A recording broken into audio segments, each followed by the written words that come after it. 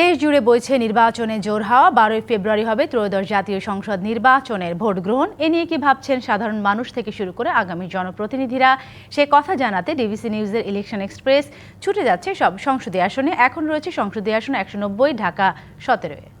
CSRM DBC election এক্সপ্রেসে আমরা আছি ঢাকা 17 আসনে। এটি সংসদীয় আসন 190। আমার সাথে যুক্ত আছেন ইসলামী আন্দোলন বাংলাদেশের মনোনীত প্রার্থী ডাক্তার মুফতি মোহাম্মদুল্লাহ আনসারী। আপনাকে স্বাগত জানাচ্ছি আমাদের সিএসআরএম ডিবিসি ইলেকশন এক্সপ্রেসে।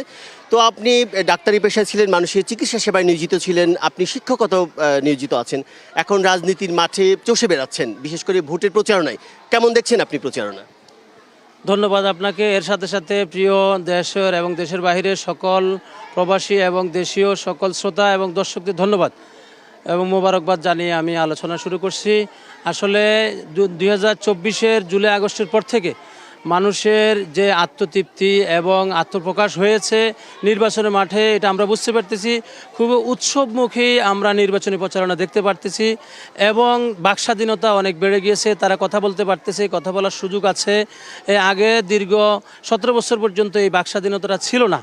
মানুষ যদিও নির্বাচন হয়তো পাতানো নির্বাচন হতো, বর্তমানে নির্বাচন কমিশনের যেভাবে আশ্বাস দিয়েছে তারা নিরপেক্ষ নির্বাচন করবে, সে আশায় পাবলিক জনসাধারণ মাঠে নেমেছে। এবং শুধু আমরা প্রচারণা না, জনগণই তাদের প্রচারণায় তারা নেমে পড়েছে। লেভেল প্লেইং ফিল্ড যেটি বলা হচ্ছে, সেটি আপনি কেমন দেখছেন? মাঠে তো যাচ্ছেন আপনি।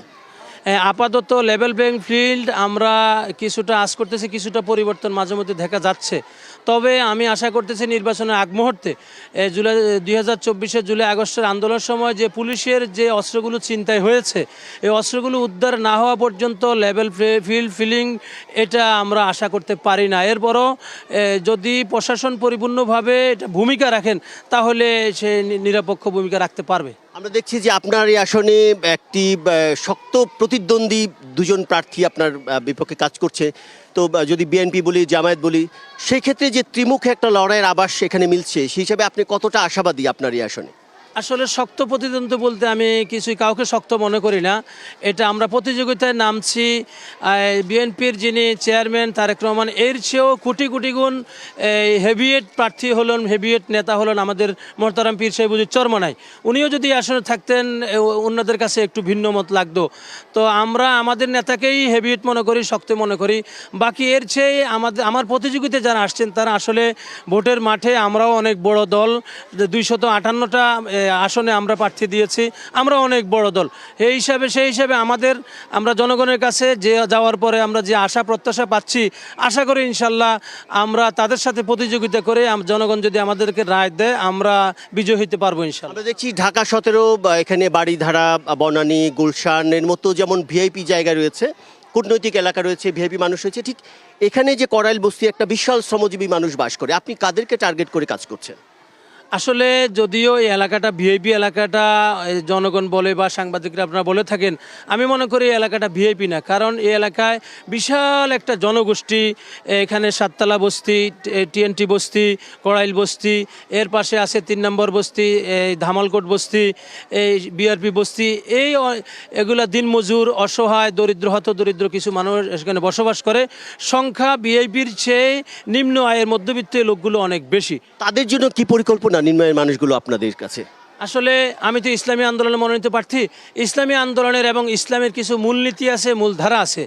ইসলাম প্রত্যেকটা মানুষের যে 4টি যে তাদের মূল অধিকার, এই 5টি মূল অধিকার, এই মূল অধিকার নিয়েই কাজ করে।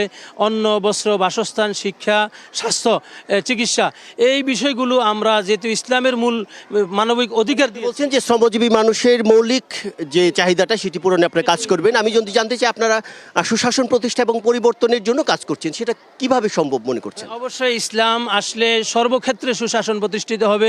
যারা চাঁদাবাজ অটোমেটিক চাঁদা বন্ধ করে দিবে, আমরা ইসলামের দিকে তাদেরকে দাওয়াত দিয়ে নিয়ে আসবো। যারা সন্ত্রাসী করে, চুরি করে, অটোমেটিক চুরি বন্ধ হয়ে যাবে, সন্ত্রাসী বন্ধ হয়ে যাবে। আমরা তাদেরকে দাওয়াত দিয়ে ইসলামের পথে নিয়ে আসবো ইনশাল্লাহ। এবং সুশাসন প্রতিষ্ঠা এবং পরিবর্তনের জন্য জনগণ যা আশা করতেছে সেটা ইনশাল্লাহ আশার প্রতিফলন ঘটবে ইনশাল্লাহ। আপনাকে অনেক ধন্যবাদ আমাদের সাথে যুক্ত হওয়ার জন্য। শুনছিলেন সিএসআরএম ডিবিসি ইলেকশন এক্সপ্রেস। আমরা পরবর্তীতে সন্ধ্যে 7টায় অন্য কোনো রাজনৈতিক দলের নেতাদের সাথে কথা বলার চেষ্টা করব। ততক্ষণ আমাদের সাথেই থাকুন।